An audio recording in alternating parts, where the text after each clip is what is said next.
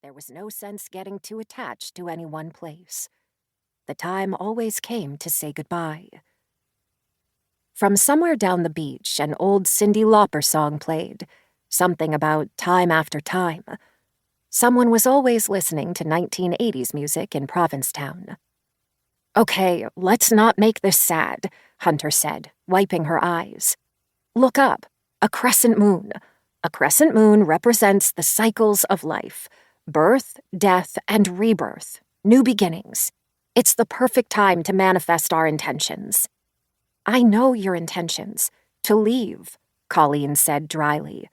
"Come on, hold hands," Hunter said. Shelby accepted her outstretched hand on one side and clasped Colleen's on the other. They faced the sea. "We have to promise to be back together here next summer." Hunter nudged Shelby. "You have to say it, too." "I promise to be back here next summer," Shelby and Colleen said. Shelby said it, but she didn't believe it. If there was one thing she'd learned growing up, it was that goodbye was an ending, not a beginning. That was part of why she loved books so much. They were friends she could take with her wherever she went. And before next summer, she'd write her own novel.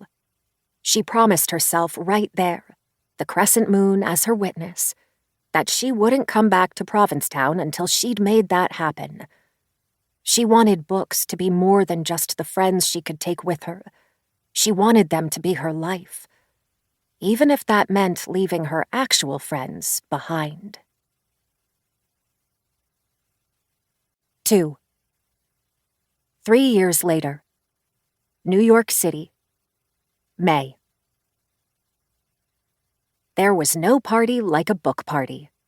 The Brooklyn bar was packed with Shelby's grad school friends, celebrating the publication of her novel.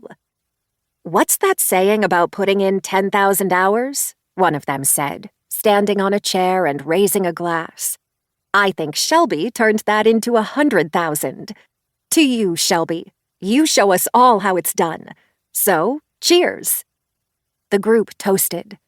A group that did not include her boyfriend Noah. She looked around for him.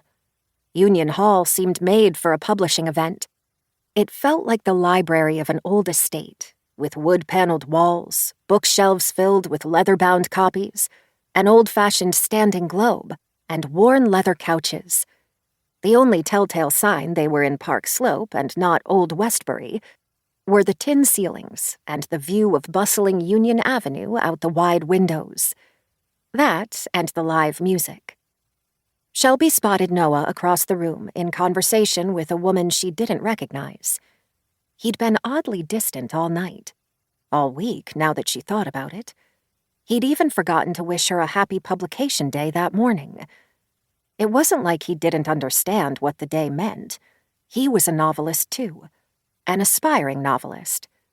They'd met at the MFA program, but unlike Shelby, he still hadn't gotten an agent. He'd just sent out a revised manuscript to a few people, and was now waiting to hear back. Copies of her novel were scattered throughout the bar, some now being used as coasters. It was still surreal to see her book out in the world. Secrets of Summer had started out as a short story assignment. Shelby didn't think it would evolve into a novel, and certainly not one that would get published.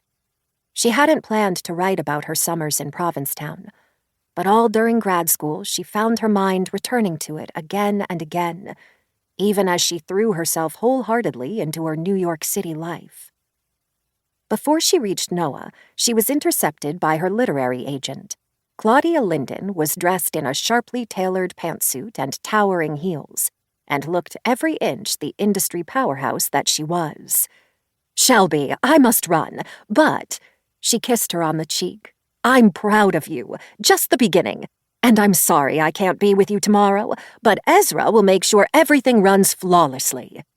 Ezra, one of the agency assistants, was a man so beautiful he looked like an actor cast in the role for a Netflix series. Tomorrow, Shelby had a very early trip to Cape Cod for her first event of her book tour, Land's End Books in Provincetown. For the first time in 3 years, she'd be back in the place.